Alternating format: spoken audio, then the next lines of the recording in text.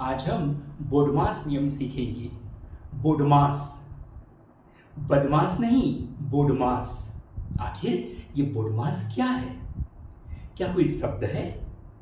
इसका प्रयोग हम कब करते हैं, कैसे करते हैं, क्यों करते हैं? बोडमास से क्या फायदा होता है? बोडमास नियम आखिर क्यों बना? ऐसे ना जाने कितने प्रश्न हो सकते हैं, पर उत्तर आज इस लेक्चर में आपको मिलेगा। तो चलिए शुरू करते हैं। आखिर बोडमास क्या है और हम इसका प्रयोग कब, कैसे और क्यों करते हैं? तो हम देखने वाले हैं बोडमास। BODMAS, BODMAS, BODMAS. आखिर ये बोडमास क्या कोई शब्द है? बिल्कुल नहीं, ये कोई शब्द नहीं है, बल्कि अनेक शब्द यानी 6 शब्दों के प्रथम अक्षर से मिलकर बना है। और उसे याद करने की, लागू करने की सरलता के लिए ही हमने उन सभी शब्दों के प्रथम अक्षर को लेकर एक नया शब्द बना दिया, जिसे हम बदमाश ना बोडमास कहते हैं। तो चलिए देखते हैं, इस शब्द तो है नहीं, फिर भी हम इसे शब्द मान लेते हैं। इस शब्द के प्रत्येक अक्षर का क्या अर्थ है, तो मैं हिंदी और अंग्रेजी दोनों में बताऊंगा। बी से मतलब होता है ब्रैकेट्स यानी कोष्ठक।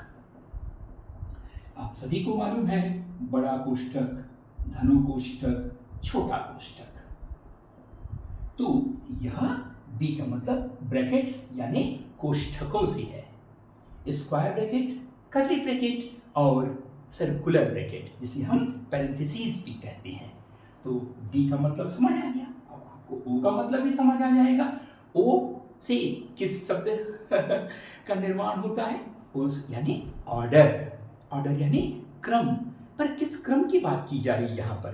क्रम है यहाँ पर जब घात यानी पावर या मूल हो, रूट हो।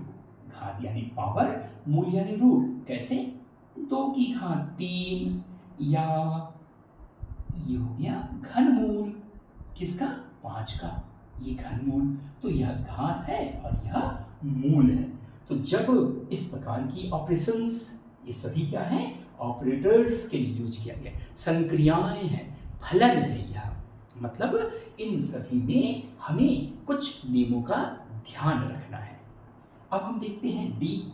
डी का मतलब डिवीजन यानी भाग। डिवीजन की सिंबल, संक्रिया यह है। उसके बाद हम आ जाते हैं एम। एम का मतलब मल्टीप्लिकेशन या गुणा।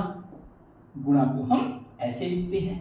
ए का मतलब ए फॉर एडिशन यानी योग, यानी इसका सिंबल ये है। उसके बाद हम आ जाते हैं एस का मतलब है अंतर या घटाना, इसका मतलब है माइनस। तो यहां पर आप देख सकते हैं कुल 6 शब्द हैं और उन सभी के प्रथम अक्षरों को लेकर हमने बोडमास बना दिया। पर अब हम देखेंगे इसका प्रयोग हम कब करें, कैसे करें और क्यों करें, या इसके कुछ नियम है क्या? बिल्कुल है। अक्सर परीक्षाओं में इससे संबंधित अनेक प्रश्न आते हैं, पर उन अधूरा ज्ञान के कारण, कुछ त्रुटियों के कारण, कुछ अनचाही त्रुटियों के कारण हम सवाल गलत भी कर देते हैं। इसके पीछे कारण सिर्फ ये है कि बोडमास नियम को हम अच्छे से नहीं जानते। आज इस लेक्चर में आपको बोडमास नियम से संबंधित हर भ्रांति दूर हो जाएगी और बोडमास नियम आप अच्छे से सीख जाएंगे। इसके लिए आप चैनल सब्सक्राइब भी अवश्य कीजिएगा। तो अब देखते हैं कि बोडमास में हम इसे, इस रेखा को हम तीर में तब्दील कर दिए। ये तीर बन गया भाई। तीर का मतलब ये इधर से शुरू होगा, लेफ्ट से शुरू होगा और राइट पे खत्म होगा। तो ये तीर का मतलब है दिशा। दिशा यानी बाएं से शुरू होगा और दाएं पे खत्म होगा। क्या अर्थ हुआ इसका? बाएं से शुरू करके दाएं पे खत्म करने का क्या अर्थ हुआ? इसे हम चलिए उदाहरण से देखते हैं। उदाहरण ये है कि यहाँ पर 2 बच्चे हैं, एक है राम और एक है श्याम।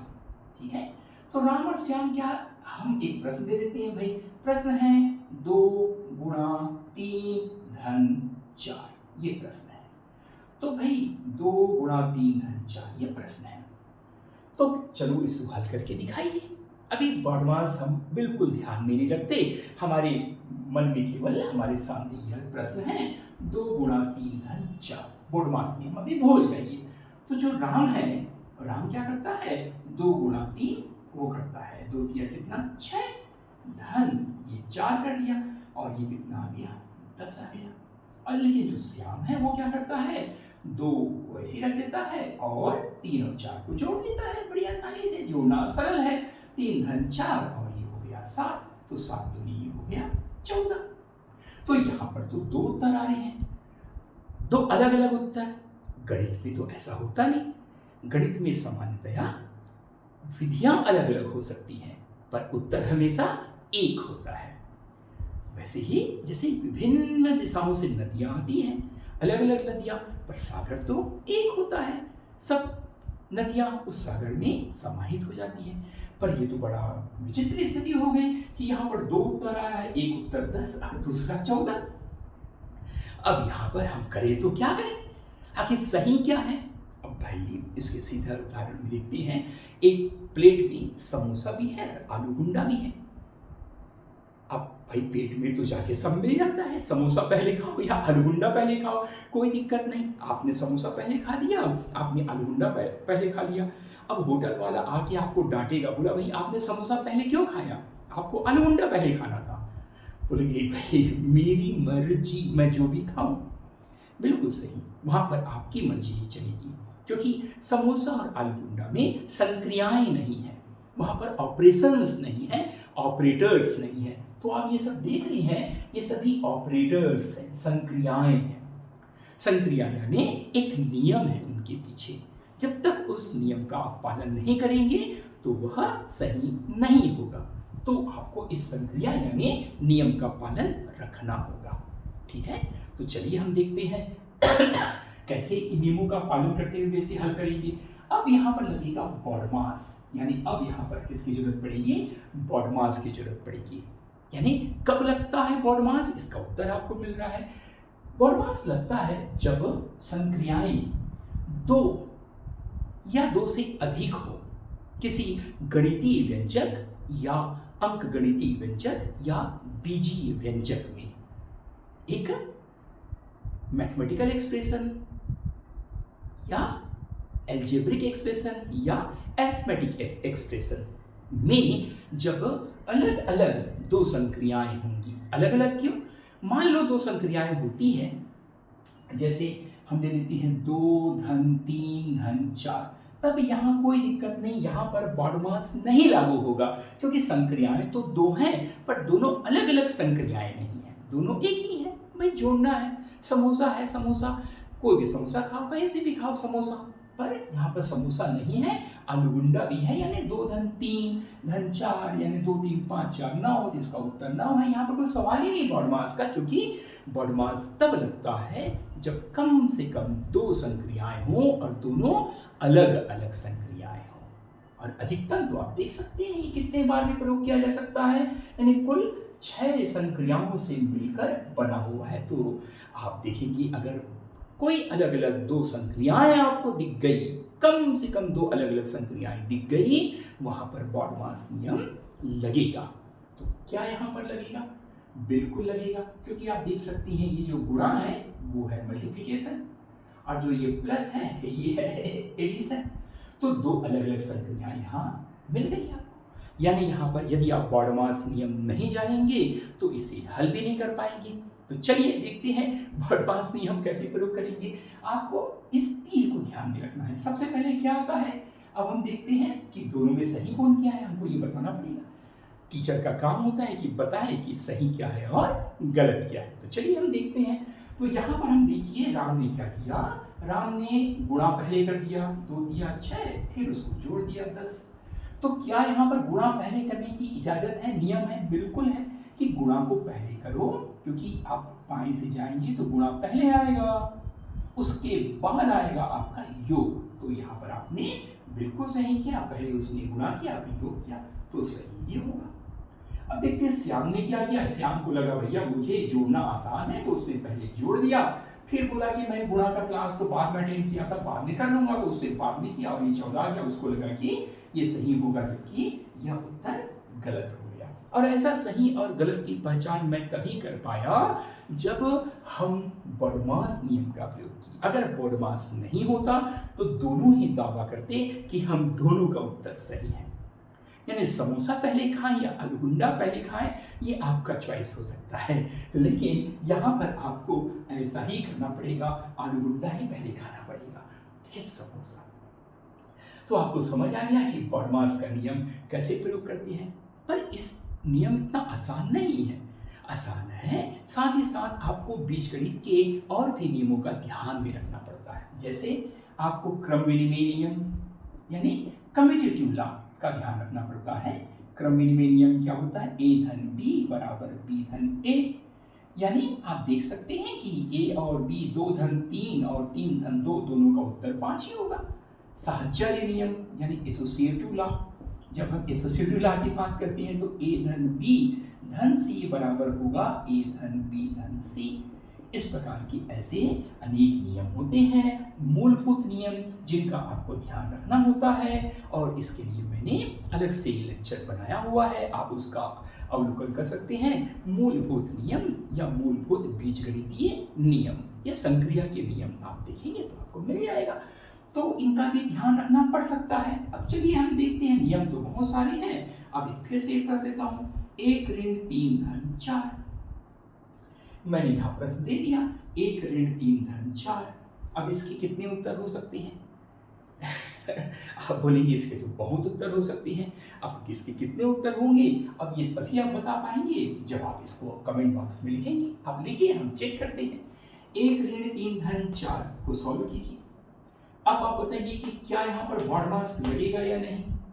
बिल्कुल लगेगा, क्योंकि यहाँ पर 2 अलग अलग ऑपरेशंस हैं, यानी ऋण भी है और धन भी है। तो आप पहले जोड़ेंगे कि घटाएंगे, कि पहले घटाएंगे फिर जोड़ेंगे, ये आप जानिए। इसका उत्तर आप कमेंट बॉक्स में दीजिए।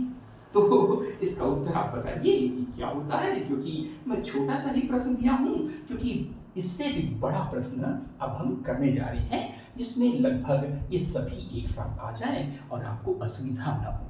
क्योंकि जब तक हम अभ्यास नहीं करेंगे, उदाहरण नहीं सीखेंगे, तो कैसे हम उसकी एक्सरसाइज को सॉल्व करेंगे। तो हम देखते हैं कि अब ये सभी संक्रियाएं जब एक साथ हो जाती है तो उसे कैसे हल किया जाता है। तो चलिए हम देखते हैं कोई प्रश्न, बड़ा सरल सा प्रश्न हो सकता है, और ये प्रश्न यही बना देते हैं। मान लेते हैं यह प्रश्न है, ये है आपका 2 गुणा 3 है ना, धन 4 विभाजन 2 ऋण 2 की घात 3 धन, ठीक है, गुणा भी आ गया, गुणा भी कर देते हैं, गुणा 5। ठीक है, तो आप देख सकते हैं यहाँ गुणा भी आ गया, योग भी आ गया, भाग भी आ गया, 3 आ गए, और यहाँ पर ये आ गया 4 आ गया, और यहाँ पर जो कोष्ठक है ये 5 आ गया। ठीक है, और क्या छूट गया भाई? भाग आया, ये आ गया, है ना, डिवीजन, डिवीजन भी आ गया भाई, 1 2 3 4 5 है ना, 5, और छूटा क्या यहाँ पर? कोष्ठक आ गया। ठीक है, घात आ गया, ये आ गया, यानी घात यानी पावर या रूट, डिवीजन भाग आ गया, गुणा आ गया, योग आ गया, और अंतर भी आ गया। देखो ये सभी ऑपरेशन यहाँ पर आ गए। लेकिन बात यहाँ पर ये नहीं है कि ये सभी ऑपरेशन आ गए, कोई भी 2 हो सकते हैं, 3 ऑपरेशन भी हो सकता है, कम से कम 2 अलग अलग ऑपरेशंस का होना जरूरी है, तभी आप बॉडमास लगाएंगे। तो पहला प्रश्न तो ये है कि बॉडमास क्या हम यहाँ लगाएंगे? बिल्कुल लगाएंगे, क्योंकि बॉडमास अगर नहीं लगाएंगे तो आपका उत्तर एक नहीं आएगा, यूनिक नहीं आएगा, बल्कि आपके कई उत्तर आएंगे। तो कई उत्तर आएंगे तो वह तो झूठ होगा, क्योंकि गणित तो सत्य का ही दूसरा नाम है। यहाँ पर आपकी मर्जी नहीं चलेगी, मेरी मर्जी में कोई नियम नहीं होता। वहाँ पर नियम तोड़ना होता है। तो यहाँ पर बॉडमास का नियम है जो कि मैंने बताया है, इसका क्रम बाएं से दाएं की तरफ होता है। तो चलिए देखते हैं इसे हल कैसे करते हैं। हल करने के लिए हमें कहा गया है कि पहले कोष्ठक को तोड़ो, तो भाई कोष्ठक को हम तोड़ देते हैं, तो बाकी को कोई परिवर्तन नहीं, 2 गुणा 3 धन, हम इसको छोड़ देते हैं, है ना। तो चलो कोष्ठक को पहले कर देते हैं, तो क्या होगा, अब भाई कोष्ठक के अंदर तो 4 विभाजन 2 है, तो भाई हम कोष्ठक खोल रहे हैं, लेकिन कोष्ठक खोलने का मतलब है कि 4 का 2 से विभाजन है। तो अब यहाँ तो एक ही संक्रिया है, तो जब एक संक्रिया होती है तो वहां कई लोगों को इसमें दुविधा होती है, अड़चन होता है। उन लोग क्या करते हैं, कोष्ठक खोल देते हैं। यहाँ पर कई गलतियां हैं, ये व्हाइट बोर्ड कम पड़ जाएगा, मिटाते मिटाते काफी समय लग जाएगा। आपको मैं अभ्यास दूंगा, आप उसको कीजिएगा और कमेंट में उत्तर लिखिएगा, तो हम बताएंगे आपको कि वो सही है या नहीं। तो चलिए हम देखते हैं। कुछ लोग क्या करते हैं, ऐसा कर देते हैं, 4 विभाजन 2 ऐसा कर देते हैं, ऋण 2 की घात 3 गुणा 5, जबकि यह गलत है। ऐसा क्यों गलत है, क्योंकि यहाँ पर उन्होंने कहा है भाई कोष्ठक खोलना है, मैंने कोष्ठक खोला, डिवीजन को तो बाद में करूंगा, तो भाई यहाँ तो बॉडमास लगेगा ही नहीं ना इस अकेले में, क्योंकि ब्रैकेट के अंदर तो अकेले ही संक्रियाएं हैं। अकेले संक्रियाएं में कोई दिक्कत नहीं, आप 4 को 2 से विभाजित कर दीजिए, तो क्या बचेगा, 4 को 2 से, भाई आपका उद्देश्य कोष्ठक को खोलना, लेकिन अंदर में तो एक ही संक्रिया है, तो कोई दिक्कत नहीं। यहाँ पर बॉडमास लग ही नहीं रहा है, पूरे में लग रहा है, ये तो अलग है। कोष्ठक का मतलब ही है वह अलग कमरे में है, तो अलग कमरे में है, तो अगर बाहर गर्म है तो उस कमरे में हो सकता है ठंडक हो, क्योंकि वहां एसी हो, तो उस एसी तो उस कमरे में है ना, सब में तो नहीं है, तो भाई उस कमरे पर बाकी कमरे का प्रभाव नहीं होगा। जैसे आप पढ़ते हैं, बाकी जगह हल्ला होता है, कमरे का दरवाजा आप बंद कर लेते हैं तो हल्ला कम होता है, सुनाई कम देता है। तो इसका मतलब है कि 4 को 2 से विभाजित करेंगे तो आ गया, तो ये आ गया। तो पहला काम हमने कोष्ठक खोलने का कर दिया। अब हम क्या करेंगे, दूसरा काम क्या करना है हमें, ऑर्डर यानी इस घात को खोलना है, बाकी को छोड़ दीजिए। 2 गुणा 3 धन 2 ऋण 2 की घात 3, यहाँ पर भी 2 की घात 3। अब 2 की घात 3 का मतलब 2 को 3 बार गुणा करना है, तो आप बोलोगे भैया गुणा को तो बाद में करना है, नहीं, अभी तो आप सिर्फ एक ही ऑपरेशन यूज कर रहे हैं। ये बहुत बड़ी भ्रम, आप ध्यान रखिएगा, इसको तोड़िए, क्योंकि 2 की घात 3 में आपको ध्यान देना है यह पावर है और 2 को 3 बार गुणा करना है। तो 2 को 3 बार गुणा का मतलब ये नहीं कि आप उसको गुणा कर छोड़ दो, बाद में करो, नहीं, एक ही ऑपरेशन है। मुझे नहीं लगता कि YouTube में बॉडमास पर ऐसा लेक्चर उपलब्ध होगा, यदि होगा तो आप मुझे बताइएगा, मैं भी उसका अवलोकन करूंगा, क्योंकि बहुत ही मैंने इसे बारीकी और आराम से बताया है, छोटी छोटी गलतियों को ध्यान में रखकर, कि 2 की घात 3, इसलिए मैंने बोला क्यों करते हैं, कब करते हैं और कैसे करते हैं, इन तीनों का ही उत्तर आपको मिलेगा। यदि आपको यह पसंद आया तो आप इसे लाइक, शेयर और सब्सक्राइब करेंगे और अन्य को भी फायदा पहुंचाएंगे। अब यदि आप दूसरों को फायदा पहुंचाते हैं, इससे आपको भी लाभ होगा। और 2 की घात 3 यानी एक ही संक्रिया में बॉडमास नहीं लगता, तो 2 की घात 3 यानी 8, तो आप यहाँ प्रेम से लिख दीजिए 8 गुणा 5, तो आपने रूट को भी खोल दिया।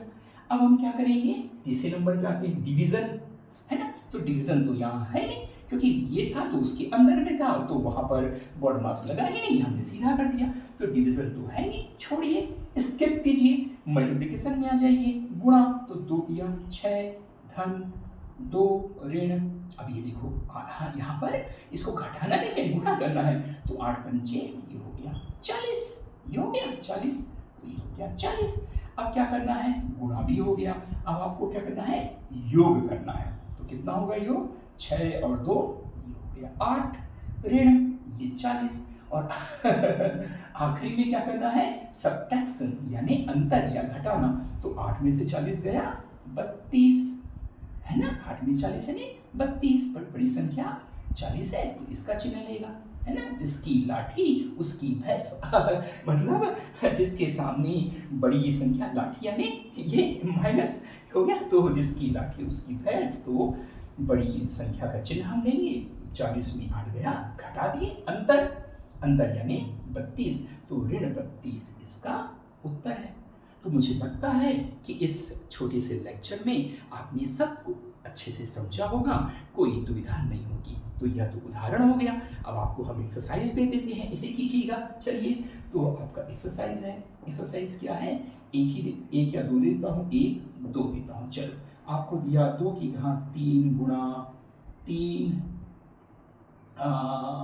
धन 1, 3 धन 1 है ना, फिर है ऋण 4 गुणा 7, 4 गुणा 7, ठीक है, ये हो गया। फिर आपको हम देते हैं 3,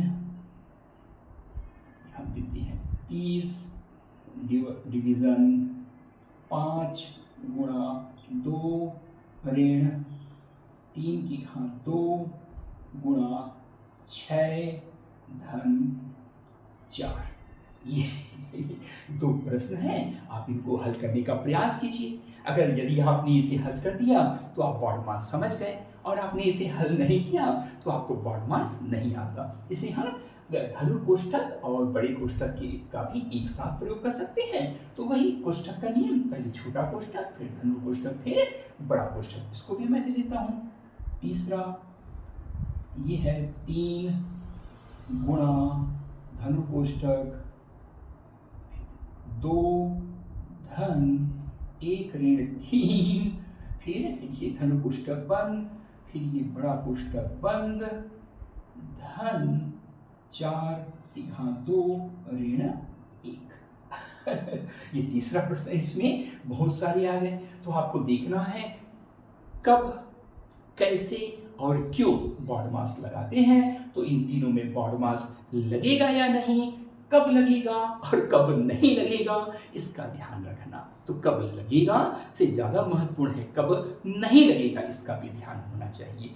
फिर से मैं बताता हूं, जब अलग अलग 2 ऑपरेशन कम से कम दी गई हो किसी गणितीय व्यंजक में, तो बॉड मास का प्रयोग होता है। लेकिन जैसे कोष्ठक खोलते हैं तो वहां पर सिर्फ एक ही व्यंजक होता है। तो जब एक ही व्यंजक में एक ही ऑपरेटर होता है, एक ही संक्रिया होती है, तो जब एक होती है तो वहां पर तो कोई मतभेद ही नहीं, एक ही होता है, तो आप उसका प्रयोग कर दीजिए और कोष्ठक खोल दीजिए और लेफ्ट से लेकर राइट की तरफ बढ़ते हुए इस क्रम का ध्यान में रखते हुए उन प्रश्नों को हल कीजिए। आशा है कि आपको यह अच्छे से समझ आया होगा, और अगर आया है तो लाइक शेयर और सब्सक्राइब जरूर करेंगे। धन्यवाद।